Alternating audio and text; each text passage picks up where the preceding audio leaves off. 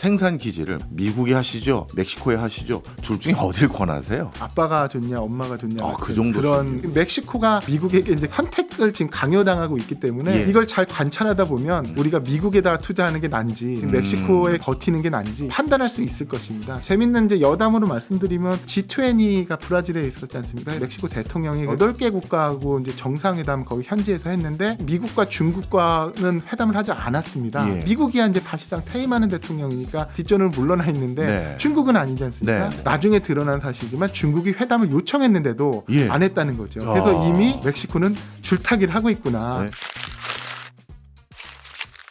오늘의 플러스, 다시 도래한 트럼프 시대, 미국의 가장 큰 무역 파트너 멕시코 경제를 알아보겠습니다.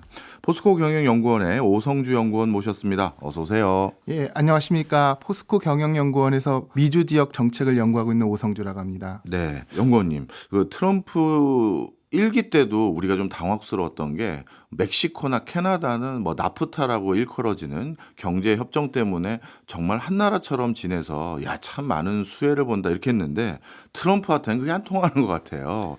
점점 미국 우선주의가 판치면서 멕시코도 캐나다도 녹록지 않은 상황이 될 것 같은 예상이 드는데요. 연구원님이 보시기엔 어떻습니까?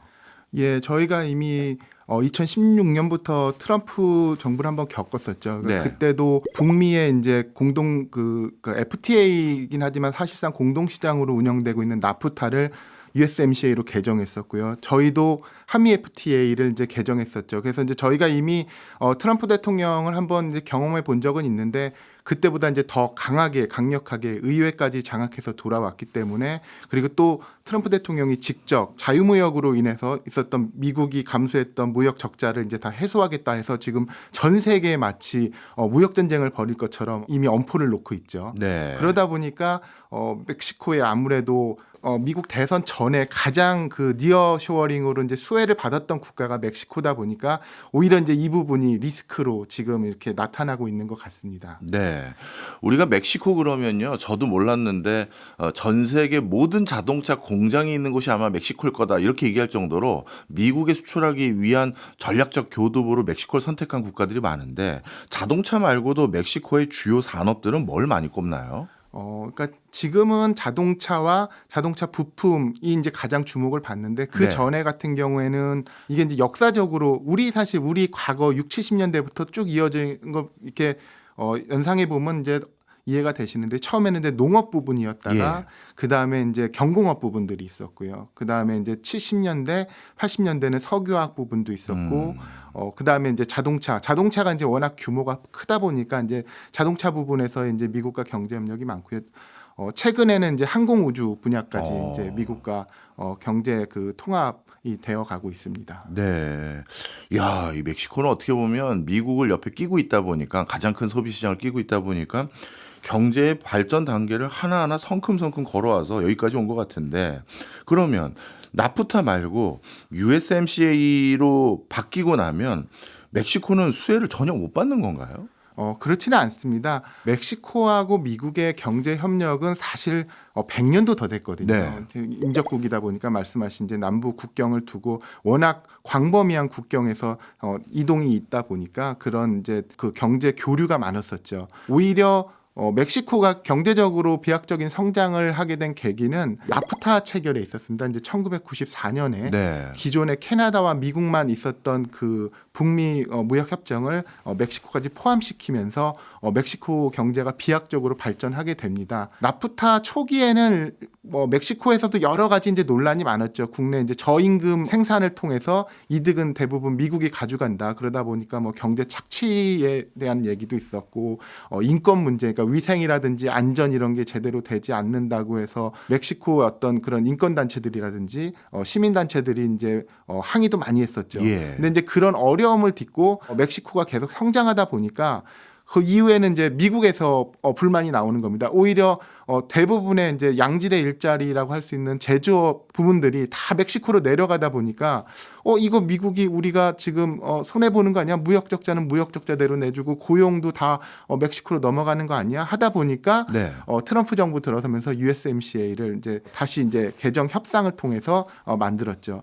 USMCA와 나프타의 차이는 사실은 기존에 있었던 어떤 관세라든지 물류의 이동이라든지 이런 부분 대부분 동일합니다. 그때 이제 만들었던 조항이 한계가 이제 북미 원산지 비중을 높인다는 것이었고요. 예. 당시 아마 62.5%였던 거를 75%까지.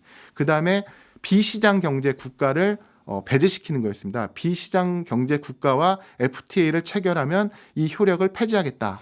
많은 비시장 경제 국가라고 하지만 중국 얘기하는 그렇죠. 거죠. 우리가 생각하는 나라는 중국이죠. 예. 예, 그런 게 있었고 또 하나가 일몰 조항을 삽입했습니다. 그래서 예. 2036년에 다시 갱신하지 않으면 이 USMCA는 효력을 상실하는 걸로. 그리고 그 중간중간에도 매 6년마다 이행 검토회의를 통해서 잘 준수되고 있는지 이런 것들을 미국이 감독하겠다. 사실은 이런 의도가 숨어 있는 것입니다. 네. 말씀을 듣고 보니까 멕시코라는 국가를 우회 수출로로 해서 미국에 진출하는 경로도 막으려는 의도가 있고, 그리고 멕시코랑 나프타를 체결하고 난 뒤에 오히려 미국 일자리가 줄어들었다라는 우려도 일부 불식시키려는 의도도 있어 보이고, 그게 아마 요즘의 요지인 것 같은데요. 그럼 실제 누가 맞는 거예요? 멕시코는 본인들이 인권도 유린당하고 뭐 했다, 그게 맞는 겁니까? 아니면 진짜 미국의 많은 일자리와 경제력이 멕시코로 좀 빠져나간 게 맞는 겁니까? 예, 이거는 이제 두 국가의 관점, 서로 이제 바라보는 관점과 그리고 어느 층을 대상으로 하느냐에 따라서 이제 다를 수가 있는데요. 네.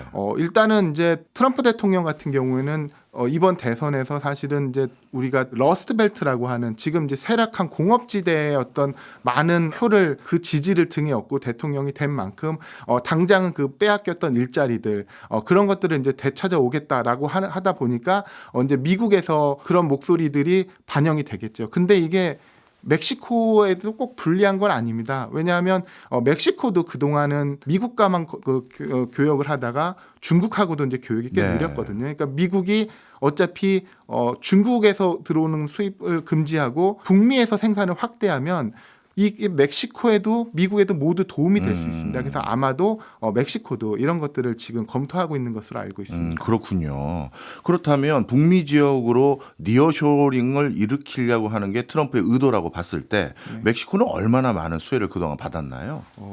예, 아까도 잠시 말씀드렸듯이 이번 지난 바이든 정부 때부터 했던 우리가 니어쇼어링의 한 형태로 프렌드 쇼어링 이렇게 말들을 많이 하잖아요. 그게 이제 같은 민주주의의 이념을 공유하는 국가들끼리 이제 가치 동맹을 맺어서 하겠다라는 걸로 이제 맺었지만 사실 그 기간 동안 멕시코가 그래서 특별히 더 성장을 했냐 그거는 뭐 아직은 잘 모르겠습니다. 왜냐하면 워낙 이제 짧은 기간이었고 바이든 대통령이 이제 재선이 안 되다 보니까 그 기간에 대한 평가는 사실은 좀 더 시간을 두고 지켜봐야 되는 그런 부분이었고요. 그 당시에 이제 투자가 오히려 많이 몰렸었죠. 그런 투자들도 지금 이제 트럼프 대통령의 당선으로 아마도 저희가 이제 아시겠지만 직접 투자 같은 경우는 기업들이 투자를 집행을 할 때 한 번에 그 총액을 다 하지 않습니다. 그래서 총액을 발표하고 매년 일정 기간씩 이제 타임라인을 잡아가면서 이제 투자를 하는데 그런 것들이 지금 이제 중단이 될 수 있죠. 아마도 이제 관망대로 다 이제 지켜보는 그런 모습들이 있다고 보면 아직까지 그 니어쇼어링의 혜택은 그다지 크지는 않았지만 과거에 비해서 보면 나프타를 체결하기 이전이라든지 그때에 비하면 여전히 아주 비약적으로 발전을 하고 있는 것입니다. 네. 사실 이런 뭐 경제 협정 맺고 그걸 어떻게 유지 보수하느냐 또는 변경하느냐의 가장 중요한 관건은 이런 걸 결정하는 분들이 대부분 정치가들이기 때문에 유권자 표심과 관련이 있더라고요. 그래서 유권자들이 내 일자리 뺏겼다 이런 생각 나오면 이제 뭔가 개정을 해야 되고 내 일자리에 오히려 도움되는 것 같은데 먹고 살기 좋은데 하면 그대로 놔두고 이런 경우도 있는데 미국은 앞서 말씀 주신 것처럼 많은 사람들이 내 일자리 멕시코에 뺏겼다 이런 소리가 있다고 말씀 주셨는데 멕시코의 실업률이라든가 일자리는 어떤 상황인가요? 멕시코 같은 경우는 우리가 이제 일반적으로 자연 실업률 상태다라고 말하는 이제 수준이 국가마다 다르겠지만 미국 같은 경우는 그 과거라는 게 글로벌 금융위기 이전 정도 한 2008년 이전으로 봤으면 한 5% 내외 를 이루면 이미 이제 고용이 다 된 상태다 이렇게 봤었고 멕시코는 이것보다 더 낮은 수준이었습니다. 그러니까 나프타가 체결되기 전에는 거의 한 7, 8%대 그리고 지금 한 3, 4%대. 그래서 사실은 두 나라의 고용 상태는 지금 그렇게 나쁘지는 않습니다. 근데 이제 특정 지역에서의 실업률 같은 경우 아까 말씀드렸듯이 러스트벨트 같은 경우 워낙 나쁘다 보니까 당장 우리가 저 멕시코의 저 3%대의 낮은 실업률을 갖고 있는 저기 일자리를 뺏어오면 도움이 될 텐데 하는 그런 이제 생각들을 할 수 있는 거죠. 예.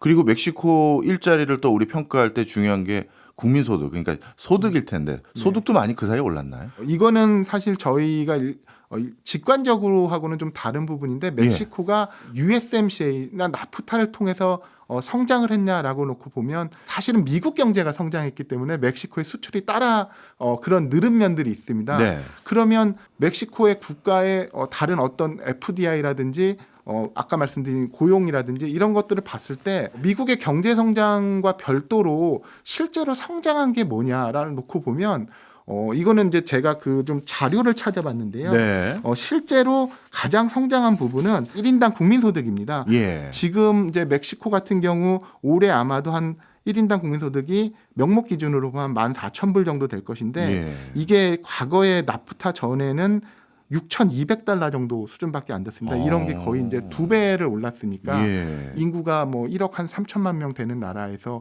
그러다 보면 뭐 GDP도 지금 2배 이상 오른 거죠. 예. 이런 것들이 실질적인 수혜라고도 할 수 있을 것 같습니다. 네. 어찌 보면 멕시코는 뭐 실업률도 낮아졌고 국민소득도 크게 올랐고 또 외국 기업들이 사실 나프타라든가 USMCA 아니면 굳이 멕시코에 투자할 이유가 저는 많지 않다고 생각이 드는데 뭐 미국 국민들 입장에서는 진짜 이거 뭐냐 소리 나올 것 같긴 합니다. 게다가 최근에는 그런 성과가 구체적으로 아예 상징적인 비교 대조로 이어진 게 멕시코가 중국을 제치고 대미 수출 1등 국가가 됐다. 미국인들 들어보면 이게 기분 상할 것 같기도 하거든요. 실제 중국 제치고 대미 수출 1위가 된 건 맞죠? 예, 맞습니다.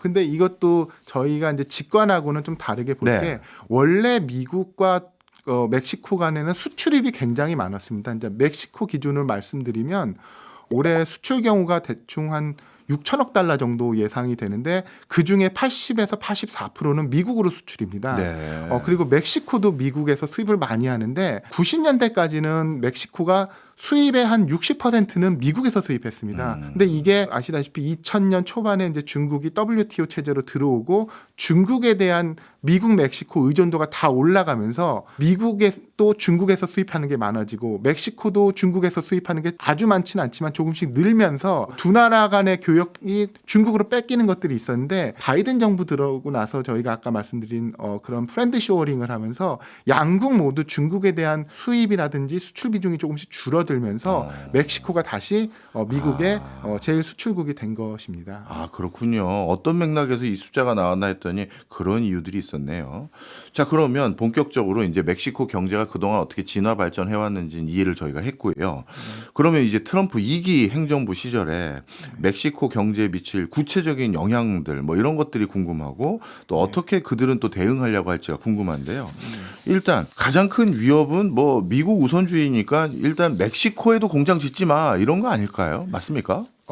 예, 그렇습니다. 이제 그 멕시코가 받게 될 영향 중에 이제 경제적인 영향을 먼저 말씀드리면 아마도 이제 제가 보는 거는 가장 큰 위협은 조금 전에 말씀드렸던 바이든 정부가 추진했던 프렌드 쇼어링 이 자체도 지금 안 하겠다라고 하는 부분이라서 예. 이 부분은 실제로 그 트럼프 대통령이 당선되기 직전과 직후에 그 이제 외국인 투자의 어떤 그 포트폴리오 투자이긴 한데 이런 것들의 큰 변화들이 있었습니다. 이거는 아마도 이제 트럼프 대통령이 갖고 있는 그런 생각들이나 이런 게 이제 좀 변덕이 있고 즉흥적이다 보니까 시장이 굉장히 이거를 이제 불안해하면서 그 불확실성 자체를 이제 좀 리스크로 만들어서 패스 환율이 이제 크게 이제 변동이 됐었었죠. 예. 이제 그런 것들이 있었고 또 하나의 이제 그 위협은 USMCA에 대한 이제 그 재개정 아니면 폐기 이런 이제 압박을 해올 거라는 것입니다. 그래서 이거 폐기까지요?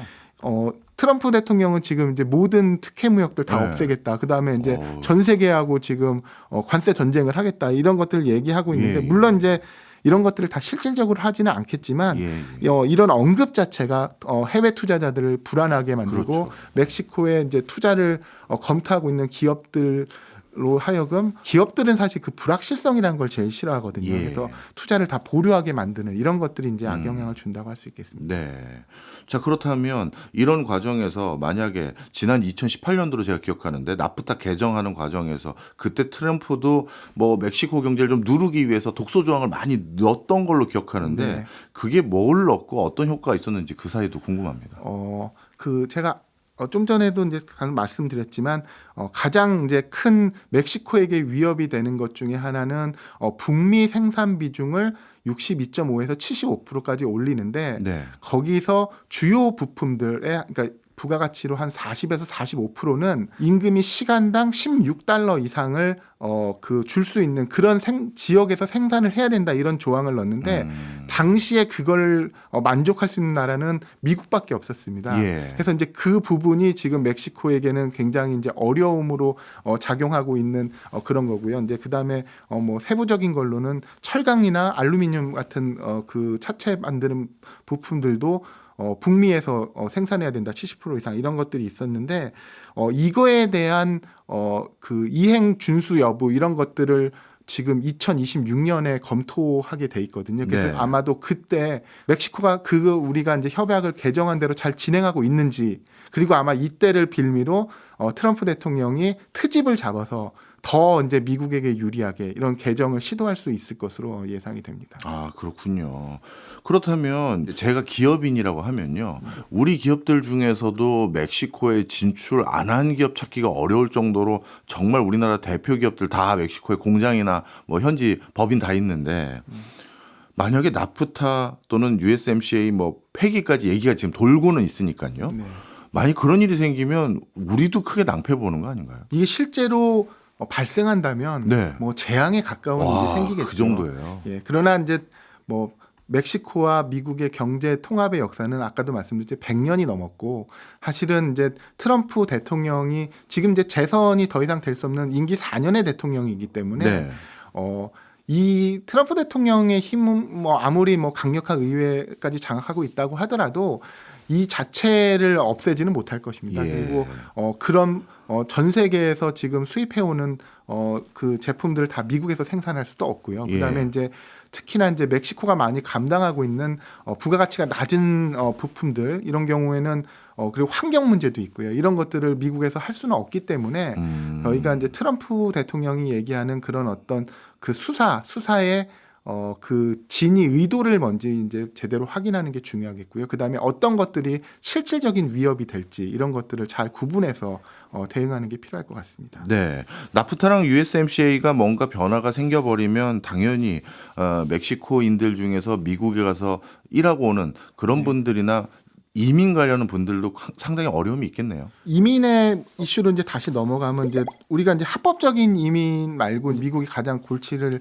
앓고 있는 게 이제 불법 이민의 이슈인데 이것도 이제 저희가 알고 있는 거하고는 다르게 절대적인 비중으로는 불법 이민자들 중에 멕시코가 많지만 멕시코인들 중에서 불법 이민의 그 추이는 줄고 있습니다. 아, 그래요. 예, 뭐 물론 이제 절대 비중이 한 50% 이상 차지하기 때문에 예. 이제 그 자체는 이제 뭐 미국 입장에서 문제이긴 하지만 그 수위가 줄고 오히려 이제 중미, 중앙아메리카 특히 이제 과테말라, 엘살바도르, 온두라스 이쪽에서 많이 들어가고 최근에는 이제 중국도 남부 국경을 통해서 들어가고 있어서 오히려 이제 그 문제를 관리한다고 할 때는 멕시코의 협력이 많이 필요할 것입니다. 그래서 예, 그런 면에서는 이제 멕시코에 오히려 그 중앙아메리카 사람들이 감당할 수 있는 그 정도의 일자리들이 멕시코에 생겨난다고 하면 미국의 골칫거리를 좀 도와줄 수 있는 그런 가능성도 있는 거죠. 그렇겠네요. 관점을 좀 달리하면 멕시코가 충분히 기회의 땅이자 경제적인 윤택한 뭔가 환경을 제공해주면 미국까지 굳이 안 올라갈 수도 있으니 예. 그런 것도 하나 방법이긴 하겠네요. 트럼프 대통령의 리더십 스타일을 보니까 본인들하고 친분이 있거나 그러면 되게 잘해주고 아니면 되게 좀 뭐 억압하고 압박하는 그런 스타일인 것 같기도 한데 그렇다면 멕시코의 정치권은 어떤 성향의 어떤 분들이 있는지 그 상황도 좀 궁금합니다. 멕시코도 지금 이제 상황이 복잡한데요. 이제 올해 멕시코도 대선이 있었습니다. 그래서 6월에 대선을 치러서 기존에 이제 저희가 그 암노라고 하는 그 오브라도르 대통령의 사실상의 후계자인 셰인바움 대통령이 당선이 됐고 올 10월에 멕시코도 신정부가 출범했습니다. 네. 암로 대통령 같은 경우는 오랜 동안 정치 활동을 했던 그리고 인기가 많았던 이제 정치인인데 셰인바움 같은 경우는 학자 출신이고 그다음에 정치 경력이라고 하면 이제 물론 멕시코 시티 시장을 역임했기 때문에 중량은 있습니다만 그 전에 알려진 정치 경력은 자치구 단체장 정도 했던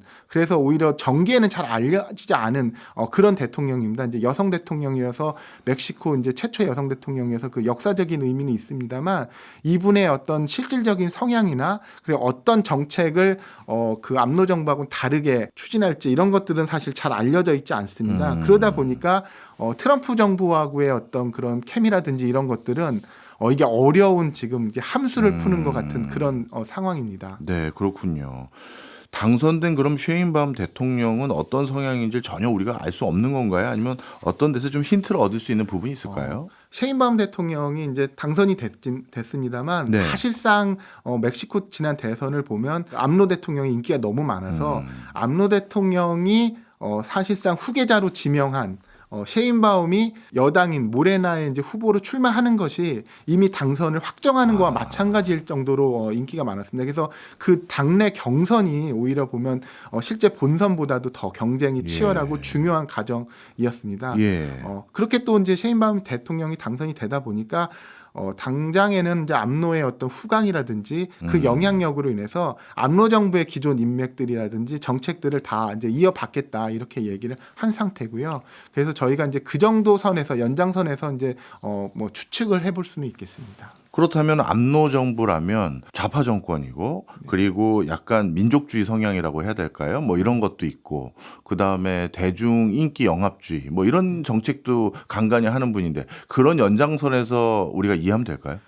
예, 교수님이 잘 알고 계시네요. 그 암로 대통령 같은 경우는 우리가 그냥 중남미의 많은 정부 성향을 구분할 때는 좌파 우파 기준으로 이제 많이 얘기하는 게 또 실질적으로 그거에 맞는 정책들을 쓰기 때문에 다소 이제 이념적이죠. 우리 과거와 비슷한 네. 그런 수준의 어떤 그런 형태를 보인다고 하면 암로 대통령 같은 경우는 좌파 대통령이긴 그리고 멕시코의 첫 좌파 정부긴 했지만 실질적으로 민족주의 성향이 강했고 실용주의 성향이 강했습니다. 네. 그러다 보니까 암로 정부 초기가 그 트럼프 정부하고 겹치는 기간이 있었거든요. 생각보다는 두 그 대통령 간의 케미가 좋았습니다. 그리고 트럼프 대통령이 이제 압박하는 거에 어느 정도 순응하는 모습을 보여줬고요. 우리가 이제 좌파 정부라고 하면 그거를 이제 뭐 멕시코 경제 주권을 들먹이면서 뭐 강하게 거부할 것 같지만 경제적인 영향이 너무 크다 보니까 트럼프 정부와 잘 협조적으로 그다음에 그 위기를 잘 관리해 왔습니다. 네. 그래서 셰인바움 대통령도 그런 연장선상에서 물론 이제 셰인바움 대통령의 임기 중에 가장 큰 위협이 될 거긴 하지만 예. 그런 기조를 잘 이어받아서 이제 잘 관리를 하겠다. 그리고 이제 걱정할 것이 없다라고 이제 국민들을 안심시키는 그런 메시지들을 이제 최근에 발표하고 하였습니다. 네, 그렇군요. 자, 미국도 어떻게 보면 이제 뒤를 볼 필요가 없는 트럼프 대통령이 2기에 들어섰고 그리고 상원 의원까지도 공화당이 다수당이 되면서 의회까지도 장악한 형국이 됐는데 그렇다면 1기 때 미처 못했던 정책들 입안할 것 같고요. 그리고 1기 때는 2기에 한 번 더 해야 되니까 좀 눈치도 봐가면서 슬슬 했던 걸 이제 강력하게 할 것 같은데 그런 부분은 뭐가 있을까요? 트럼프 대통령이 아주 바쁘실 것 같습니다. 지금 전 세계랑 지금 바로잡아야 될 게 너무 그러니까요. 많고, 그 다음에 이제 또 2026년 이제 중간 선거를 이제 감안한다면 중간 선거 때 또 어떻게 예. 의회가 바뀔지 모르니까 한 2년 안에 이제 이런 걸 다 해야 되는데 어디부터 트럼프 대통령 입장에서 이제 바로잡을지를 보면 네. 그게 이제 멕시코가 될지도 있지만 이제 중국이 될 수도 있고요. 이제 우리가 될 수도 있고 이제 그런 입장에서 잘 조율해 가야 되는데 여기에 이제 우리한테도 시사점이 좀 있을 것 같습니다. 일단은 중국에 대한 문제를 이제 바로잡겠다고 그러면 멕시코는 오히려 이게 기회로 활용할 수 있는 면도 있죠. 우리도 그런 면이 있고요. 네. 왜냐하면 아까 USMCA 개정 내용 중에 핵심 중에 하나가 이제 중국을 배제시키는 건데 중국이 그 사이에 멕시코에 말 그대로 그 우회 수출을 위한 투자를 해오고 있었거든요. 예. 그래서 이런 것들을 멕시코가 이제 협조적으로 해준다고 하면 굳이 멕시코를 잡지 않아도 중국에 틀어막는 어떤 그런 효과가 더 크다고 하면 조금은 참아줄 수 있는 그리고 어떻게 보면 트럼프 대통령이 실질적으로 하고 싶은 것들이 중국 견제를 통해서 하는 효과가 더 크다고 하면 네. 멕시코는 좀 관대해질 수가 있는 거죠. 그리고 이런 노력들은 사실은 지난 바이든 정부 때라고 하더라도 공화당 의원들이 멕시코에 항의하고 이랬던 게 많았거든요. 그래서 이제 멕시코도 이런 것들에 대한 대비를 많이 해서 실질적으로는 중국에서 수입하던 부품들을 멕시코에서 자체적으로 생산해서 대체하려고 하고 하는 이런 노력들을 했습니다. 이게 멕시코에도 도움이 되는 거였거든요. 네. 그래서 아마도 이런 것들을 통해서 그 관리해 나가지 않을까. 그래서 이제 트럼프 대통령이 멕시코에 대한 이제 관심을 좀 다른 데로 돌리도록 그런 식으로 협조를 해 나가지 않을까 좀 생각이 됩니다. 네. 사실 그 우리 연구원님 말씀 다 듣고 보니까요. 이제 나프타라고 부르면 안 되는 USMCA 같은 경우도 이 돌이킬 수 없고 멕시코와의 경제 협력은 이제 막을 수 없는 상황으로 진화 발전을 해왔기 때문에 아무리 트럼프라도 거의 뭐 폐지까지는 어렵다 말씀 주셨잖아요. 네. 그리고 트럼프의 목표는 당연히 멕시코에서 경제 어떤 뭐 수혜를 일부 뺏어와서 미국으로 돌리는 것도 있겠지만 중국 압박하는 게 훨씬 우선순위일 것 같아요. 그러면요 이런 거 종합했을 때 제가 이런 시나리오를 한번 말씀드려 볼게요. 이게 말이 되는지 안 되는지.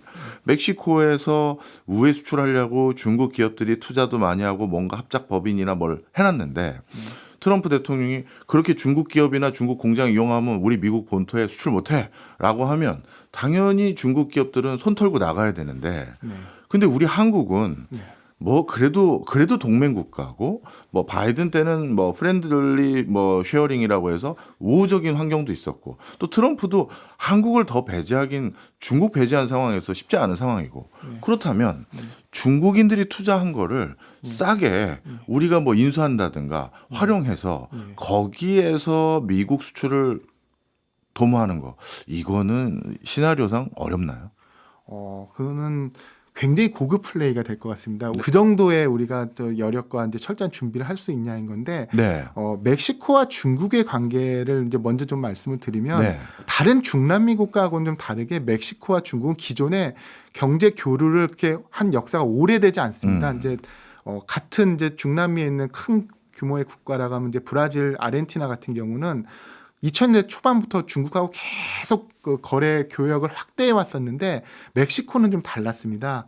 특히나 이제 2000년부터 2012년까지 정부가 이제 그 당시에는 이제 멕시코에 그 당시에도 이제 최초로 출범했던 이제 보수 정부였거든요. 네. 친시장 경제였고 그러다 보니까 이제 중국을 라이벌 국가라는 그런 인식이 있어서 왜냐하면 미국이라는 수출 시장을 놓고 경쟁하는 관계였고 예. 그러다 보니까 그 기간 동안 다른 중남미 국가와 달리 멕시코에 중국 투자가 많이 일어나지 않았었습니다. 예. 그래서 중국의 투자라든지 진출은 오히려 지난 바이든 정부 때 이후에 이제 급속하게 늘어나기 시작했거든요. 그렇기 때문에 멕시코가 지금 시점에서는 잘 이제 줄타기를 해야 네. 되는 상황인데 기존의 가장 큰 협력 대상이고 주요한 국가인 미국과 관계를 더 돈독히 하기 위해서 중국을 냉철하게 끊어버릴 것이냐 예. 아니면 중국과 관계를 계속 유지해 가면서 미국하고도 이걸 협상 카드로 쓸 것이냐 이런 어떤 것들을 저희가 잘 지켜볼 필요가 있죠. 예. 근데 만약에 멕시코가 기존 미국과의 관계를 확실하기 위해서 중국에 대해서 미국이 원하는 대로 아예 분절화 시킨다고 하면 교수님 말씀하신 대로 거기 투자돼 있는 자산들 네. 많지는 않지만 그것들을 이제 활용할 가능성도 있겠죠. 예. 그렇군요. 말씀 듣고 보니까 멕시코를 통해서 미국에 진출하는 것도 여러 리스크와 변수들이 많이 있네요. 그럼에도 불구하고 우리 기업들은 멕시코를 생산 기지로 삼는 그리고 삼으려고 하는 뭐 나름대로 이점들이 꽤 있나 봐요. 그렇죠. 이제 USMCA 같은 경우는 이제 관세 혜택이 이제 가장 큰 거였지만 그게 아니더라도 네. 그 지리 경제학적인 이점도 있었고 그다음에 이제 낮은 인건비 때문에 생산 원가를 낮출 수 있었고 이런 것들 때문에 이제 있었던 거라 USMC가 아니었어라도 가장 우리가 이제 전초 기지로 생각하는 그런 이제 국가였을 것입니다. 멕시코가. 네. 그다음에 이제 또 하나가 멕시코 자체에 아까도 말씀하셨듯이 경제 성장이 계속 늘어나면서 멕시코의 수입도 늘고 있거든요. 예. 그러다 보니까 우리 기업들이 과거에는 이제 생산 기지로만 봤었으면 지금은 소비 시장으로 볼 수도 있는 거죠. 그렇군요. 그렇다면 멕시코를 우리가 잘 공략하면 미국 플러스 중남미 국가의 거대한 소비 시장도 우리가 얻게 되는 어떤 효과가 있을 텐데 그런 과정에서 우리가 멕시코에 먼저 방점을 찍어야 되나요? 뭐 미국의 방점을 먼저 찍어야 되나요? 만약에 이런 지금 쭉 우리 연구원님께서 분석하신 그 결과를 종합했을 때 어느 우리나라 굴지 기업들이 뭐 자문을 구하러 왔어요. 그러면 생산 기지를 뭐 업종마다 좀 차이는 있을 겁니다만 미국에 하시죠? 아니면 멕시코에 하시죠? 둘 중에 어딜 권하세요? 글쎄요. 아빠가 좋냐, 엄마가 좋냐 그 정도 그런 수준이군요. 얘기가 될 건데요. 그런 면에서 저희가 이제 조금 한 발짝 물러서서 관찰할 수 있는 게 이제 지금 멕시코가 먼저 이제 미국에게 이제 그런 선택을 지금 강요당하고 있기 때문에 예. 이걸 잘 관찰하다 보면 아마도 우리가 미국에다가 투자하는 게 난지 지금 멕시코에 계속 있고 뭐 극단적인 상황이라면 그냥 4년을 버티는 게 난지 이런 것들을 좀 판단할 수 있을 것입니다. 네. 그리고 실제 멕시코도 그런 모습을 하고 있습니다. 이제 바이든 정부 때 계속 협력했던 것들을 잘 포장해서 예. 이제 트럼프 정부에 맞춰서 이제 하는 모습처럼 지금 그런 그 행위들을 하고 있고요. 예. 재밌는 이제 여담으로 말씀드리면 이번에 이제 G20가 브라질에 있었지 않습니까? 그래서 이제 셰인바움 멕시코 대통령이 가셨는데 8개 국가하고 이제 정상회담 거기 현지에서 했는데 미국과 중국과는 회담을 하지 않았습니다. 예. 미국이야 이제 바이든 대통령이 사실상 퇴임하는 대통령이니까 이번에 뭐 단체 사진 찍을 때도 봤듯이 이제 뭐 뒷전으로 물러나 있는데 네. 중국은 아니지 않습니까? 네, 네. 근데 중국과 정상회담을 하지 않았어요. 멕시코가요. 예, 그리고 나중에 드러난 사실이지만 중국이 회담을 요청했는데도 예. 안 했다는 거죠. 이야. 그래서 이미 멕시코는 줄타기를 하고 있구나. 네. 그다음에 이것저것 다 여러 가지를 보고 있구나. 그래서 우리가 어쩌면 멕시코의 어떤 정책 그 추진하든지 협력을 하는 과정에서 그 결과를 잘 반면교사한다고 하면 네. 우리가 그나마 조금 더 멕시코보다는 한 발 뒤에서 이 후폭풍을 견뎌낼 수 있지 않을까 뭐 그런 생각도 해봅니다. 아, 그렇군요. 어떻게 보면 방금 말씀 듣고 보니까 멕시코는 친미를 선택했다 해도 과언은 아닌 것 같은데요. 그런 분석이 그 서방 언론들에서는 많이 나옵니다. 근데 이제 아까도 말씀드렸지만 이제 멕시코의 지금 정부가 국민을 위한 정부, 그다음에 이제 민족 실용주의 이러다 보니까 이제 멕시코에 협조하는 거지. 아마도 경제 주권이라든지 이런 것들은 이제 기존 정부들보다는 더 이제 이렇게 소위 말하는 꼿꼿한 정부이기 때문에 너무 순응하는 모습으로는 가지 않을 것입니다. 여기에 이제 셰인바움 대통령의 어떤 외교력이라든지 리더십이 이제 우리가 관찰할 수 있을 건데요. 그래서 일단 보면 지난 암노 정부 때 외교부 장관을 했던 분이 지금 정부 셰인바움 정부의 경제부 장관이거든요. 네. 그럼 멕시코가 지금 어떤 것들을 지금 준비하고 있는지를 이런 인사로 좀 가늠해 볼 수가 있죠. 그렇군요. 예. 지금까지는 이제 멕시코와 미국의 제도권에서 어떻게 보면 관찰되는 그런 경제를 중심으로 말씀을 드렸는데 사실 미국 입장에서는 멕시코에서 넘어오는 불법적인 뭐 대표적으로 마약 같은 거죠. 합법화되지 않은 비즈니스 때문에도 참 골머리를 앓고 있다고 제가 들었는데요. 트럼프 대통령에 대해서는 우리가 뭐 관세라든가 우리 기업들에 대해서 악영향 미치는 것들만 모니터하다 보니까 그런 부분은 좀 이해가 좀 떨어지고 있는데 그런 불법적인 거래에 대해서는 미국과 멕시코 어떻게 관계 설정하려고 하나요? 지금 트럼프 대통령은 굉장히 강경하죠. 지금 이제 하는 얘기들이 나오는 거 보면 미국의 군대를 동원해서 네. 그 펜타닐을 이제 불법으로 만들고 있는 공장을 파괴하겠다. 그 남의 나라인데 네. 주리스딕션이 다른 곳인데 그런 이제 얘기도 하시고 그 다음에 이제 멕시코 이제 그 마약 카르텔을 테러 집단으로 지정하고 그들이 만드는 펜타닐을 이거는 이제 화학 무기로 간주하겠다 해서 지금 엄포를 놓고 있죠. 그래요. 근데 이제 이거는 이제 트럼프 대통령의 어떤 스타일일 수도 있는데 이제 항상 협상을 하기 전에 극단적인 수사를 써서 예. 엄포를 줘서 하니까 그리고 이런 것들을 실제로 할 거라고 보지는 않습니다. 왜냐하면 이제 미국이 가장 국경을 크게 맞대고 있는 나라가 캐나다랑 멕시코인데 멕시코와의 어떤 이런 양자 안보 관계를 파괴하면서까지 이런 행동을 한다?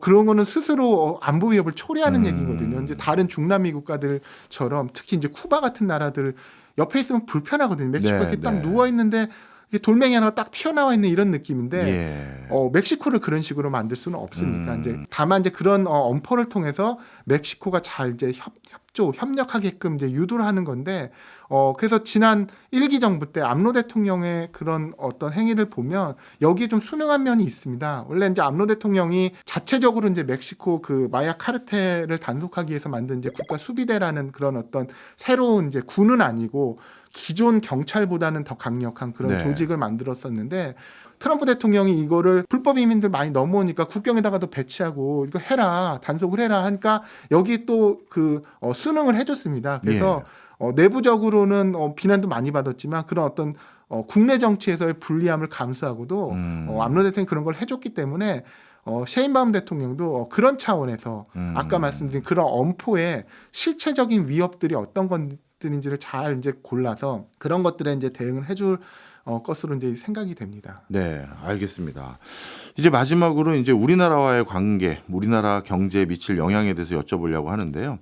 트럼프 정부 출범과 미맥 간의 관계, 우리 경제는 어떤 파장과 영향을 미칠 거라고 보세요? 멕시코가 이제 앞에서 먼저 이제 미국하고 이제 이런 협상이라든지 이런 어떤 뭐 갈등 이런 것들 보면서 저희가 이제 한 발 뒤에서 이런 것들을 관찰하면서 대응 방법을 준비할 수 있는 시간을 갖는 거는 우리에게는 조금 이제 그나마 여유가 있는데 네. 우리도 근데 사실은 바쁘죠. 트럼프 정부가 다시 출범하면 첫날 내가 이 행정명령을 통해서 모든 걸 다 하겠다고 하니까 우리도 이제 그거에 대한 대응을 해야 되는데 여기서는 이제 제가 이제 드리고 싶은 말씀은 국내 이제 뭐 일부 언론들이 그러지만 이게 트럼프의 정책들이 이렇게 희화해서 자꾸 희화해서 보려는 것들인데 그러다 보면 우리가 대응을 제대로 할 수 있는지가 저 의문이 들거든요. 그래서 네. 그런 어떤 물론 이제 극단적인 표현도 하고 과장돼서도 하고 막 변덕도 있고 하다 보니까 이제 그러는데